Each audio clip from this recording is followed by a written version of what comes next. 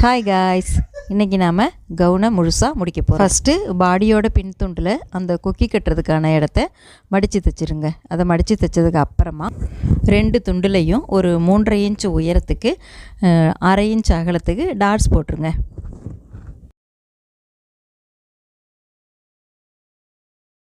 இப்போது ஷோல்டரை ஜாயின் பண்ணிடணும். நல்லா 2 தையல் போட்டுக்கணும். கழுத்துக்கு கிராஸ் பீஸ் கொடுத்து நெக்கை முழுசாக முடித்து வச்சுக்கணும். இப்போது கையை ரெடி பண்ணி வச்சுருக்குறோம் இல்லையா, அதை எடுத்து நம்மளுடைய அந்த ஆம் ரவுண்டில் வச்சு நம்ம அழகாக பொருத்திடணும். இப்போது கையிலேருந்து இடுப்பு வரைக்கும் நேராக தையல் போட்டு இந்த மாதிரி முடித்து வச்சுக்கணும்.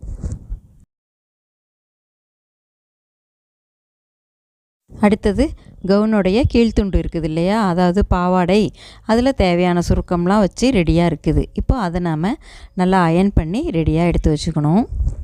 இப்போது இந்த பாடி பீஸையும் ஸ்கர்ட் பீஸையும் நம்ம சேர்த்து வச்சு ஜாயின் பண்ணிடணும். இந்த மாதிரி ஜாயின் பண்ணுறப்போ இந்த பாடி பீஸ் தான் கீழே இருக்கணும், ஸ்கர்ட்டை மேலே வச்சு தான் நம்ம தைக்கணும். இந்த 2 பீஸையும் ஜாயின் பண்ணதுக்கு அப்புறமா பாடி பீஸில் தையல் விழுற மாதிரி ஒரு படிமான தையல் ஒன்று போட்டுடணும். இப்போ நமக்கு கவுன் ரெடி ஆகிடுச்சு.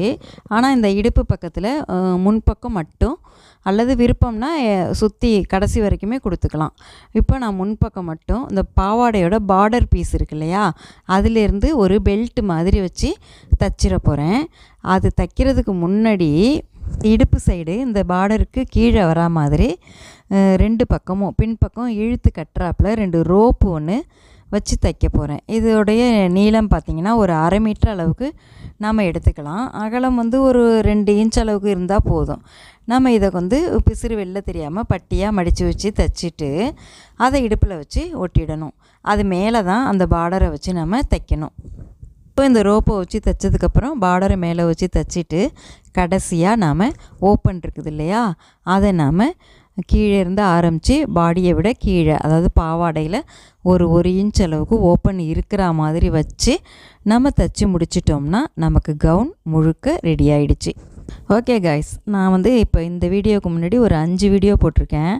அதை 5ஐயும் பார்த்துட்டு கடைசியாக நீங்கள் இந்த வீடியோவையும் பார்த்தீங்கன்னா கண்டிப்பாக இந்த மாதிரி ரொம்ப அழகாக உங்களால் கவுன் தைச்சிட முடியும். வீடியோ பார்த்ததுக்கு ரொம்ப நன்றி. வணக்கம்.